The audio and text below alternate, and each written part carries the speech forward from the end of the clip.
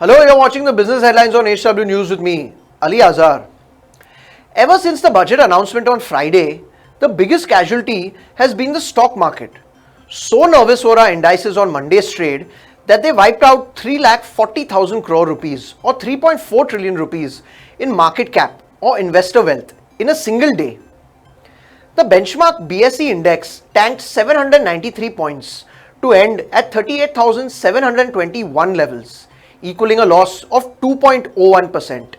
The broader 50-share Nifty index was down 253 points to close at 11,558 points, which equaled a loss of 2.14%. This translates into the worst single-day fall in 9 months since October 11, 2018. A sea of red could be seen all across the screen, with advanced decline ratios not even worth mentioning. For a budget that was expected to spur investment, growth and demand, the stock market, which is often referred to as the barometer of the economy, seemed to read the signals exactly opposite. But what's got the market so spooked that is running for cover? Well, if one scratches below the surface, it's not that hard to point out just what aspects of the budget have managed to scare the daylights out of investors. A combination of global and local factors have played a part in this. The most important global factor is that better than expected jobs data in the US now puts the brakes on the hope of a cut in interest rates by the Federal Reserve, which hit market sentiments. But more importantly, the recent budget proposals such as increase in minimum public shareholding to 35%, proposal to tax buyback on shares, and increase tax on foreign investment, increased surcharge on high income earners above 2 crore rupees, lack of stimulus provided by the budget, sliding economic growth, and also other factors such as discovery of a fresh fraud at Punjab National Bank are weighing in on investor sentiments and proving to be a dampener on the market. However, in our opinion, the three most important factors that are to blame are the increase in minimum public shareholding of listed companies from 25% to 35%, the proposal to hike the tax on buyback of shares to 20%, and an additional surcharge levied on foreign portfolio investors or FPIs. Getting to the first point of contention, which is the raising of minimum public shareholding from 25% to 35%. The government has made it mandatory for listed companies to have a minimum public shareholding of at least 35%, with a view to avoid concentration of shareholding in the hands of promoters and also give them autonomous control over their entities. Besides, it also limits the scope of market manipulation, promotes equity culture, and encourages better corporate governance. The move, however, is expected to impact 1,400 listed companies, including TCS, Wipro, HDFC Life Insurance, Avenue Supermarts, Bandhan Bank, etc. The problem the market views with this is that now promoters will have to sell 10% of their shares in the open market, and with valuations being so high, there would not be enough demand in the market to absorb these shares, which could lead to excess supply and affect price stability. And with this rule coming in, companies with promoter shareholding beyond 65% are likely to underperform in the next 2 years.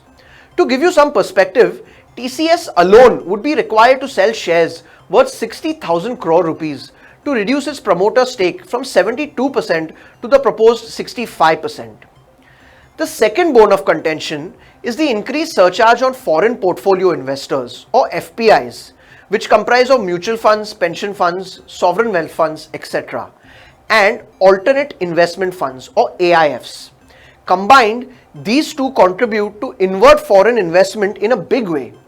The additional surcharge, which was made applicable to all non-corporates earning income between 2 and 5 crores and those earning above 5 crores, this surcharge would also be applicable to FPIs and AIFs because most FPIs and AIFs are structured in the form of a trust and would find themselves paying taxes as high as 42.74% if their income exceeds 5 crore rupees.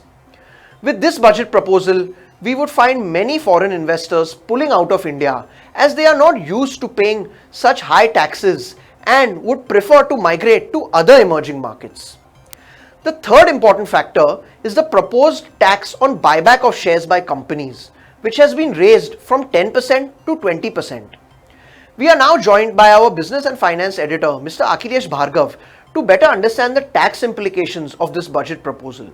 Over to you, sir. Companies in India distribute cash to their shareholders primarily in two forms. Either they declare and distribute dividend or they buy back the shares of the shareholders. In case a company declares dividend, it ends up paying dividend distribution tax to the government, which together with surcharge and cess comes to an aggregate of about 20%. So if a company declares dividend, the government gets dividend distribution tax, etc., amounting to 20% of the dividend declared. Thus, if a company declares dividend of 100 rupees, the government gets tax of about 20 rupees. On the other hand, when the company buys back its shares, the tax that is levied is at the rate of 10% in case the shareholder had held the shares for a period exceeding 1 year. And if it is for a period not exceeding 1 year, the tax rate is 15%. So dividend gets the government 20% plus in case the investor who received the dividend had dividend income exceeding 10 lakhs a year, he also ends up paying an additional tax at the rate of 10% plus surcharge. So dividend gets the government far better taxes as against buyback of shares. And a lot of companies were resorting to this.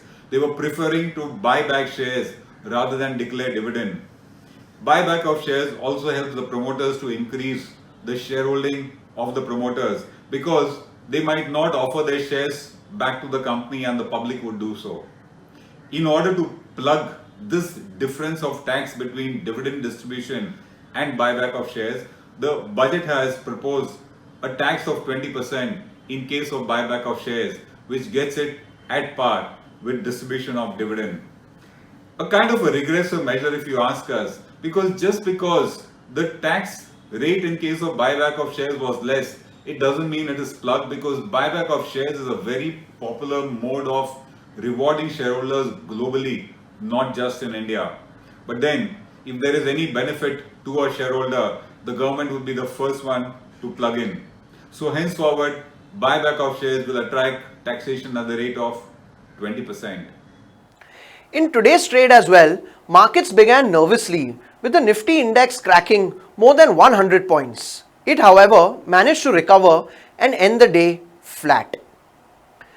The Delhi High Court on Tuesday refused to allow Jet Airways founder Naresh Goyal to go abroad and sought a response of the centre on his plea, challenging a lookout circular issued against him, and added that he may deposit an 18,000 crore rupee guarantee if he wants to travel to a foreign country.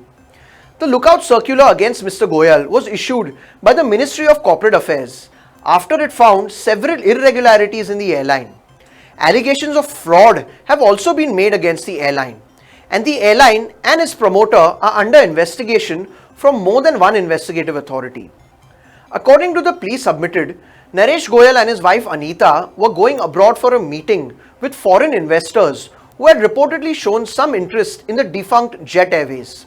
However, they were stopped and offloaded from the aircraft on 25th May.